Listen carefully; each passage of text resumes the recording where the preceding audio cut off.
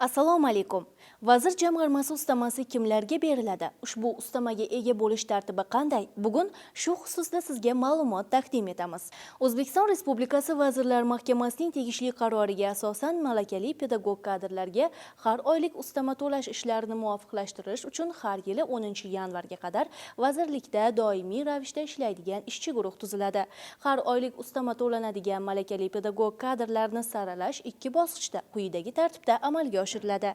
Birinchi bosqichda kvota belgilangan yildan avvalgi yilning yanvar, iyun va sentyabr, dekabr oylarida bo'lib o'tgan ta'lim tashkilotlari pedagog kadrlarini attestatsiyadan o'tkazishning birinchi bosqichi pedagogning mutaxassislik fani va kasb standarti bo'yicha ilmiy darajasini aniqlash natijalari har yili 1-martga qadar tahlil qilinadi va nomzodlar ro'yxati shakllantiriladi.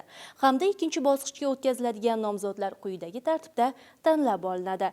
Hududlar kesimida fan yo'nalishlari bo'yicha taqsimlangan har bitta kvota uchun nomzodlar orasidan malaka sinovlarida eng yuqori natijani ko'rsatgan 3 ta nomzod tanlab olinadi. Ikkinchi bosqichda birinchi bosqich yakunlangandan so'ng 60 ish kuni ichida tanlab olingan nomzodlarning kasbiy mahoratini baholash uchun suhbat o'tkaziladi.